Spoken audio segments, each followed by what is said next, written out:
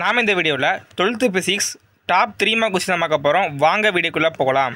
நம்ம இதில் volume 1 volume 2 ரெண்டுலேயுமே டாப் பிரியாரிட்டி உள்ள கொஸ்டின் தான் சொல்லியிருக்கேன். இந்த கொஸ்டினை கண்டிப்பாக படிச்சுக்கோங்க. இதுலேருந்து பப்ளிக் எக்ஸாம் கேட்கறதுக்கான சான்ஸ் ரொம்பவே அதிகமாக இருக்குது. ஃபஸ்ட்டு வால்யூம் பொறுத்த வரைக்கும் 27 3 மார்க் கொஸ்டினும், செகண்ட் வால்யூமில் 31 3 மார்க் கொஸ்டினும் கொடுத்துருக்கேன். இந்த கொஸ்டினை ஃபுல்லாக ரிவ்யூ பண்ணிடுங்க. இதை படித்தாலே போதும், மேக்ஸிமம் மார்க் எடுத்துடலாம். இந்த கொஸ்டினை படிக்காமல் பப்ளிக்காக போயிடாதீங்க. அவ்வளோ மோஸ்ட் இம்பார்ட்டன்ட் கொஸ்டின் சொல்ல போகிறேன். ஃபஸ்ட் யூனிட்டை பொறுத்த வரைக்கும் இந்த கூலும் விசையும் புவியீர்ப்பு விசையும் வேறுபாடு இதை நோட் பண்ணிக்கோங்க. இது வந்து 5 மார்க்கில் கொடுக்குற கேட்கறதுக்கு சான்ஸ் இருக்குது. ஓகேவா? இந்த 3 மார்க் கொஸ்டின் வந்து அந்த 6 3 மார்க் கட்ட முடியும் பார்த்தீங்களா, அந்த பாட்டுலேயும் வரும். அதே சமயம் பப்ளிக் எக்ஸாமில் இந்த வருஷம் எப்படி கேட்பாங்கன்னா 5 மார்க் பொறுத்த வரைக்கும் 1 or 2 கொஸ்டின், 1 இல்லை 2 கொஸ்டின் வந்து சப்டிவிஷனாக இருக்கும். 3 மார்க் 2 மார்க் கம்மி பண்ணி இருக்கும். அதாவது ஒன்று வந்து தியரியாக இருக்கலாம், இன்னொன்று ப்ராப்ளம்ஸாக இருக்கலாம். அப்படி தியரியாக கேட்குற கொஸ்டினில் இதுலேருந்து கொஸ்டின் எதிர்பார்க்கலாம். ஓகேவா? அதுக்கப்புறம் இதில் 2வது கொஸ்டின் நோட் பண்ணிக்கோங்க. வேறு 3வது கொஸ்டின், வேறு 4வது கொஸ்டின். இது 3மே மோஸ்ட் இம்பார்ட்டன்ட் கொஸ்டின்.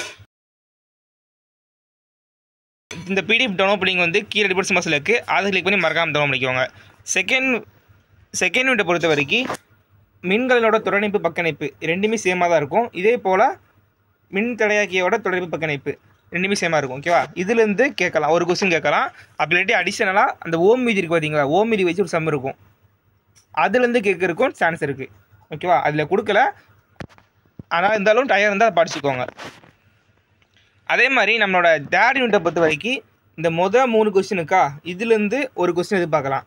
அப்படி இல்லாட்டி லாஸ்ட் இந்த 3 கொஸ்டினுக்கா 15 16 17 இதுலேருந்து கேட்கறதுக்கான சான்ஸ் இருக்குது. இந்த வருஷம் பப்ளிக்கில் கேட்கறதுக்கான சான்ஸ் எதுக்கு இருக்குன்னா இந்த 15வது கொஸ்டினுக்கும் 17வது கொஸ்டினுக்கும் சான்ஸ் ரொம்பவே அதிகமாக இருக்குது. ஓகேவா?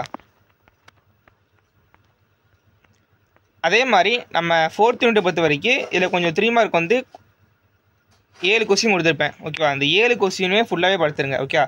4th யூனிட்லேருந்து ஒவ்வொரு வருஷமும் பப்ளிக் எக்ஸாமில் 3 மார்க் கொஸ்டின் கேட்குறாங்க. அதுலேயும் மோஸ்ட் இம்பார்ட்டன்ட் கொஸ்டின் எதுனா இந்த 23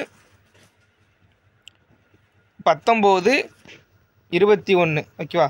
வேறு இந்த 22 இதெல்லாம் பார்த்துக்கோங்க. இது வந்து இந்த வருஷம் பெரும்பாலான டிஸ்ட்ரிக்டில் கேட்டிருக்காங்க. அதே மாதிரி 5th யூனிட்டை பொறுத்த வரைக்கும் இந்த ஃபஸ்ட்டு கொஸ்டினை பார்த்துக்கோங்க. இது 5 மார்க்கில் கூட கேட்கலாம். மின்காந்தாரோட பண்புகளை கேட்டுட்டு அது கூட ஒரு 2 மார்க்கு ப்ராப்ளம்ஸ் கூட கேட்கலாம். ஓகேவா? ஐ திங்க் 5.2 எக்ஸாம்பிளில் கேட்கறதுக்கான சான்ஸ் அதிகமாகவே இருக்குது. அதே மாதிரி 6th லெசனில் ஃபஸ்ட்டு நீங்கள் இந்த எஃப்க்கும் ஆருக்குள்ள தொடர்பு இந்த ஈக்குவேஷனை ஃபுல்லாக பார்த்துருங்க. ஓகேவா?